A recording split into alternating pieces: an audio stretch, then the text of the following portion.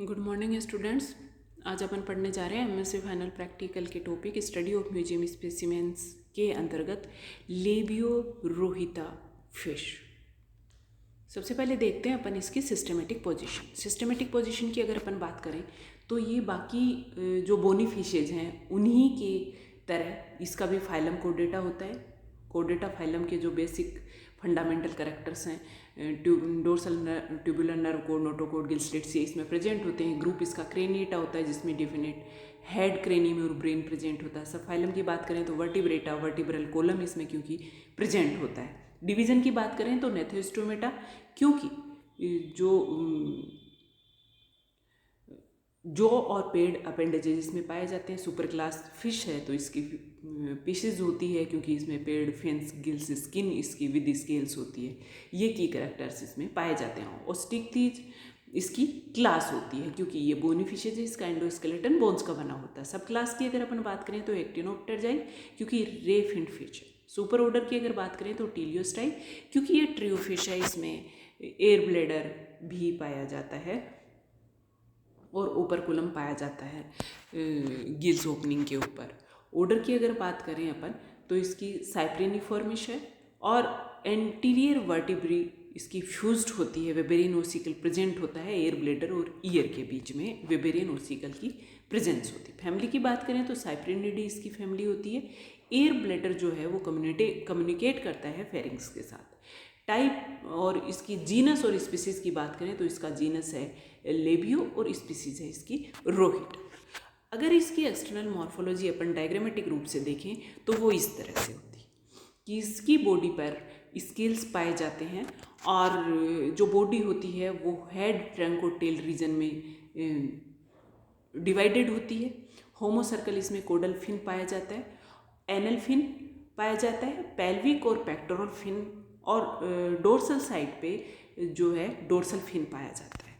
और ये जो फिश है ये पाई जाती है लेटरली कंप्रेस्ड होती है और इसमें जो लेटरल लाइन है ये इसमें पाई जाती है। ओपरकुलम अलग से अपन को दिखाई देता है, ओपरकुलम प्रेजेंट होता है। माउथ इसका सब टर्मिनल पोजीशन में होता है। बड़ी इसमें आइज होती हैं और नोस्ट्रिल प्रेजेंट होता है।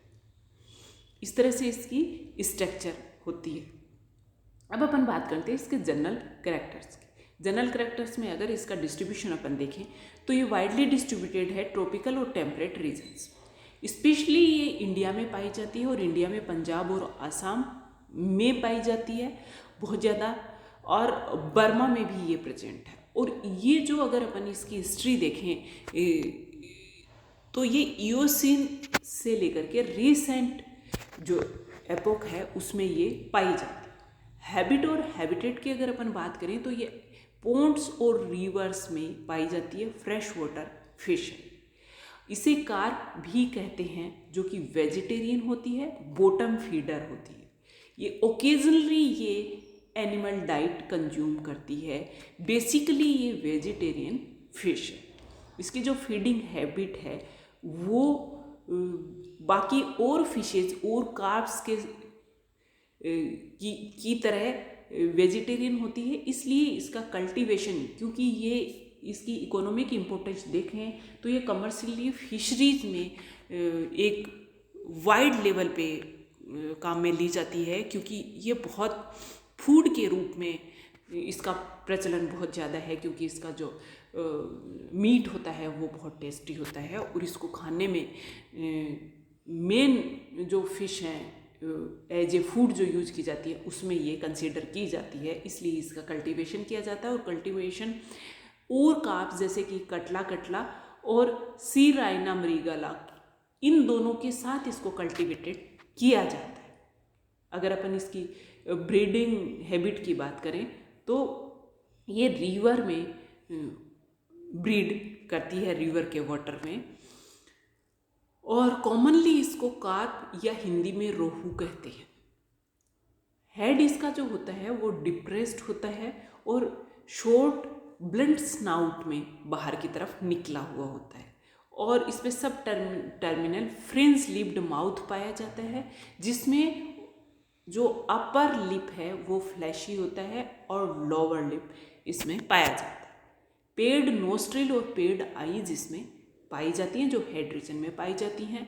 और एक पेयर फिलामेंटस बारबेल्स का प्रेजेंट होता है, जो कि अपर लिप से निकले हुए होते हैं बारबेल्स।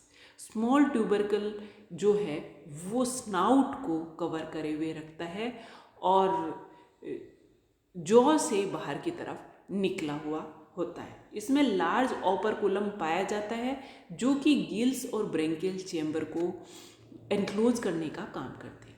लिटिल लाइन डिस्टिंक्ट होती है। स्केल्स, इसमें जो स्केल्स पाए जाते हैं वो साइक्लोइड टाइप ऑफ स्केल्स पाए जाते हैं, जो फ्लैट होते हैं, राउंडेड एज होते हैं इसके, इसलिए इसको साइक्लोइड स्केल्स कहते हैं, जो इस तरह से होते हैं जैसा कि अपन ने इसकी मॉर्फोलॉजी में देखा। तो साइक्लोइड स्केल्स इसकी जो खास पहचान होती है, जो कि कंप्लीटली ओवरलैप करे हुए होते हैं, कवरिंग, बॉडी कवरिंग पे पाए जाते हैं।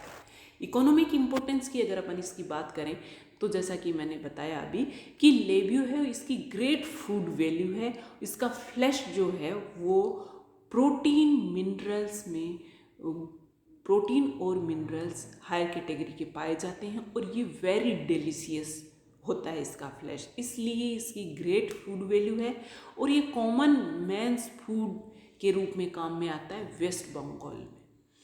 और कल्चर पर्पज के हिसाब से अगर कल्चर करते हैं फिशरी, इकोनॉमिकली कमर्शियल लेवल पे यदि कल्चर किया जाता है, कल्टीवेशन किया जाता है फिश का, तो ये वेरी प्रीफरेबल फिश है कि सबसे ज़्यादा प्रायोरिटी इसको दी जाती है, इसकी कल्चर की जाती है। इसके जो लेंथ है वो लगभग 1 मीटर और वेट इसका 4 किलो तक 2 साल में हो जाता है। आज की अपनी जो रोहू कार्प है वो यहीं खत्म होती है। जो लेबियो रोहिता अपनी फिश है वो एज ए म्यूजियम स्पेसिमेन आज अपन ने इसको पढ़ा, तो ये टॉपिक यहीं ख़त्म होता है। अपना ध्यान रखिए, अपनों का ध्यान रखिए और पढ़ाई करते रहिए। Thank you.